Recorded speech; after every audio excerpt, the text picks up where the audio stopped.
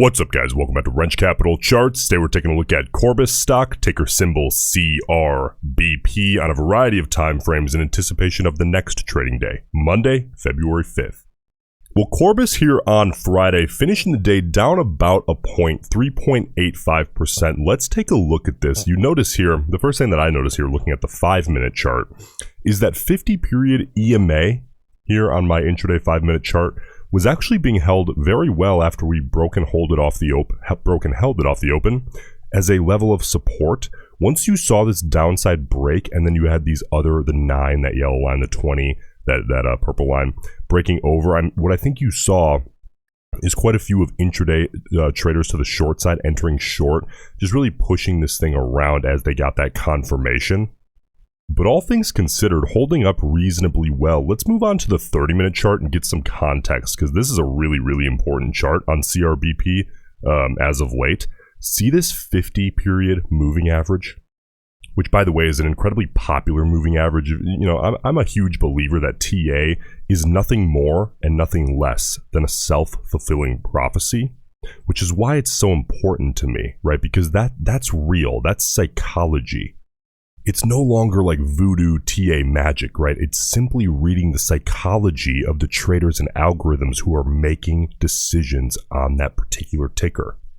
So listen, if you're a bull here on CRBP heading into Monday, I'm looking at that 50 period and saying, I want that thing to hold. I ideally want to see it hold. You know, like similar back here that we got on January 30th. We got a break, hold, and pull away. I just want to see a hold and pull away, opening up the opportunity to head up back toward $30 a share, ideally breaking back above that. Now, if you're bearish on CRBP, obviously you want to see this 50 period hold as a resistance, fade downside off that, head back down toward that 200 period here, looking specifically at the 30-minute chart. Let's now zoom out, look at the 4-hour. The 4-hour, you can see here, things are taking its time because we had that huge move about a week ago after we got that positive announcement regarding the drug study, and we've actually held that move reasonably well. We initially saw the fade, which is not at all unexpected on a move like this, reclaimed a bit of that move, held it for 3.5 full trading days. That is a really big deal. Now, here on the 4-hour, it's a longer time frame, right? The moving averages take time to move upside, and they take more time the longer the time frame of the chart is. So, ideally, if you're a bull, 2 things on your mind when looking at this 4-hour chart. Thing A, hold $25 a share. $25 a share is a huge psychological level that if you're a bull, you want to see hold. Aside from that, get this 50 period up through 20, ideally up toward $25 a share as a potential safety net as soon as we possibly can here on CRBP. Now, if you're a bear looking at CRBP here coming into Monday, you have 2 things on your mind as well. Well, really 3 things if you're a bear. Hold 30 as a resistance. Don't give it up, whereas bulls would want to see that break to the upside. Okay.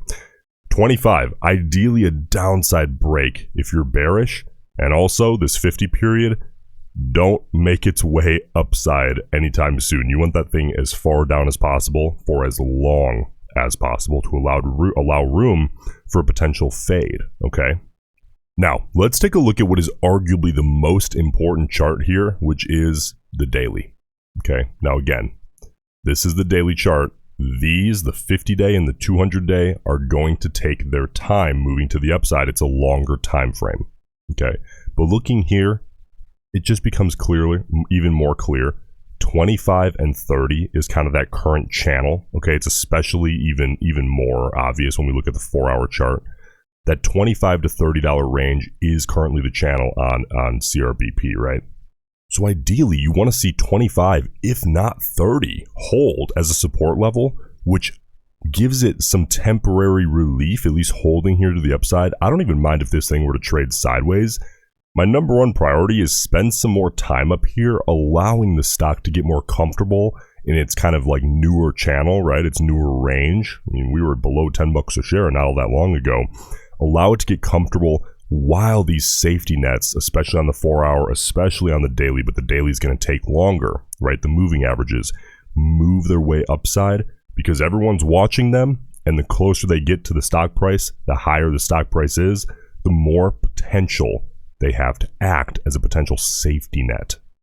Whereas currently, the bears are looking at this chart and they are salivating, they're drooling over this gap, okay? If you're a bull, you want to see that gap close ideally.